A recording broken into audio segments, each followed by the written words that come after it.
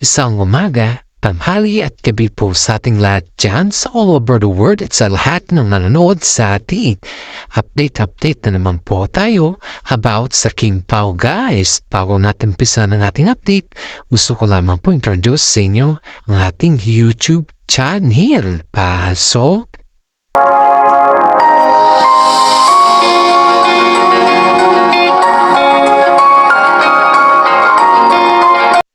Okay, start po natin ang update tungkol sa King Pao na kung saan po ay nag-propose na si Paolo Avellino kay Kim Chiu guys sa Paris, na kung saan ay maraming mga netizen po dito ang nag-aabang sa napakagandang proposal ni Paolo Avellino.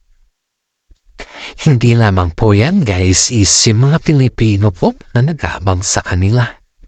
Halos yung mga fans po nila ay patuloy pa rin pong nagtatanong kung nasaan ang mga plano at bakit hindi po nila nasabi na yung plano pala is sa France pala kaganapin. Kaya pala guys is nandun din po si Paolo Avellino kay Kim Chiu dahil yun pala, may plano pala siyang mag-propose at sobrang saya ng kanilang mga relatives at saka mga parents nila dahil ang matagal na nilang hinihintay na mag-propose si Paolo Avellino kay Kim Chiu guys.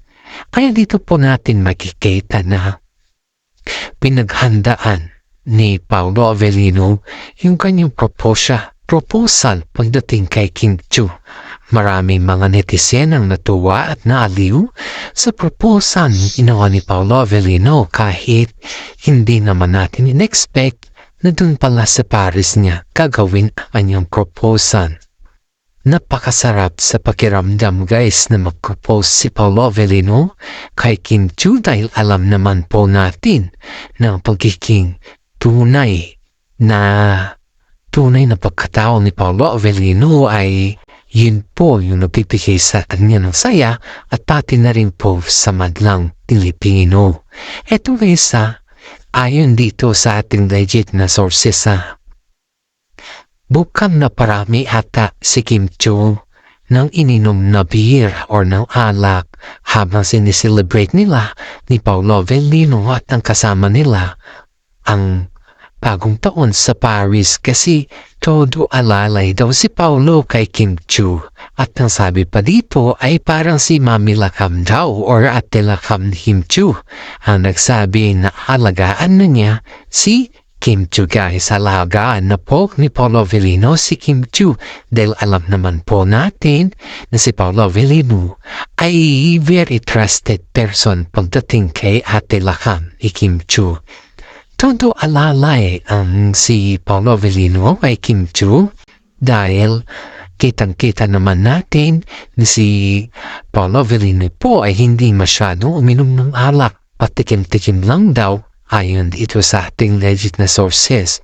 Sobrang saya at napaka-welcome daw ng 2025 sa kanilang dalawa dahil sa mga ina-action po daw nila or sa mga body language daw nila dun ay talagang magkasawa na daw ang turing yan. Maraming mga netizen dito na namangha at nasaya dahil siya na-update ng mga legit na sources natin guys. Napaiyak daw yung mami ni Paolo Avellino sa kaganapan sa Paris na kung saan po ay hindi daw niya in-expect na mag-propose si Paolo Avellino kay Kim Chiu. Lahat ng mga yan guys is lahat na makasama nila na pumunta sa Paris ay talagang umiyak sa saya dahil they don't even expect na gagawin ni Paolo Avellino yun dahil sobrang tahimik niya at kapag tinatanong mo about sa ganyan sa kanya is she just keep her mouth closed. Kaya yung bagay na yun guys is hindi daw makakalimutan ng mga kasama niya, mga kaibigan niya at kamag-anak niya na kasama nila sa Paris.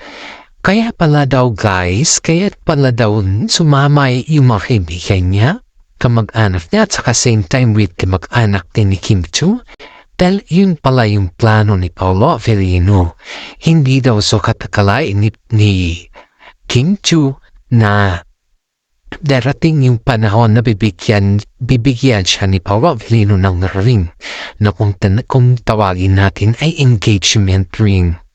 Napaiyak daw sa saya si Kim Chu dahil sobrang saya niya. At napaisip ang mga fans kung bakit noong sila ba ni Sian Lim nagpropose din ba si Sian Lim kay Kim Chu? Diba feeling ko wala naman? Kasi sabi ni Sian Lim wala pa daw sa utak niya ang makipag-asawa or makisettle dahil ang gusto lang muna niya is maghanap buhay lang daw muna. Yan po yung alam ko Pero sa mga nakakalam na propose ay hindi ko na po updated kung nag-propose siya. Pero pakiramdam ko, hindi po siya nag-propose guys. Kaya to guys, yung mami ni Paolo Avellino is talagang tears of joy na ramdaman niya.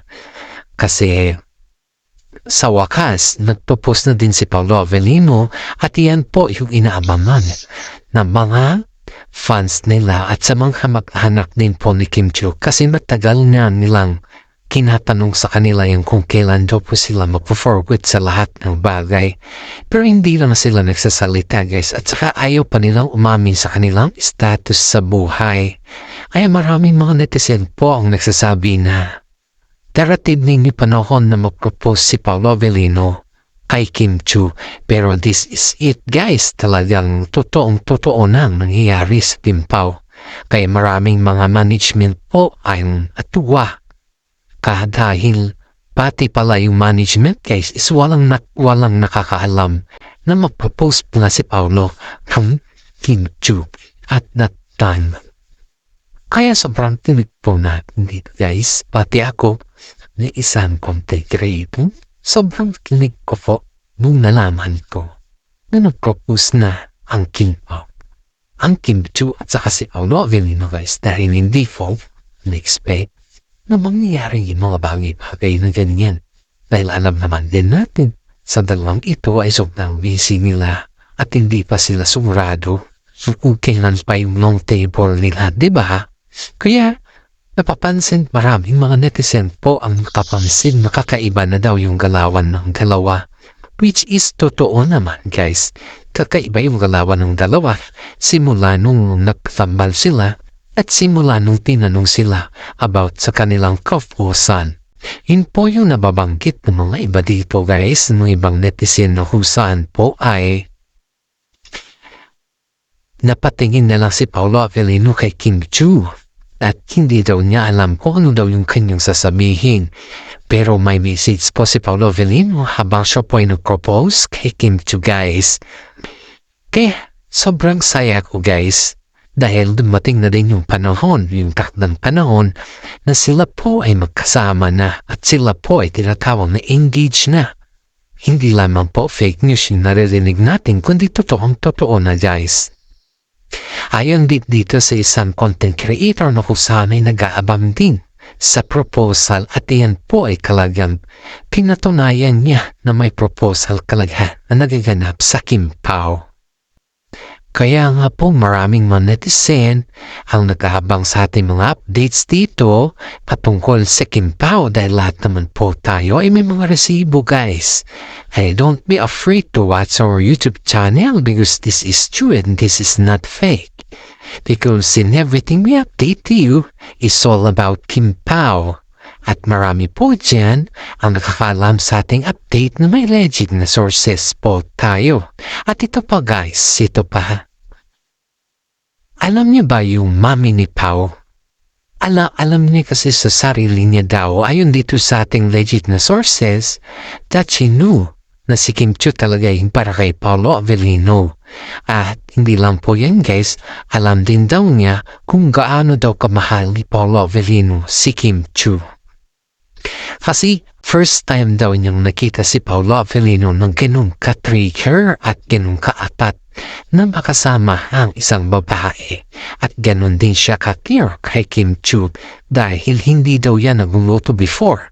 Siya po daw yung pinagluluto pero as of now, nung naging sila daw ni Kim Chu, ay kitang-kita daw ng mami niya kung gaano niya kamahal si Kim Chu.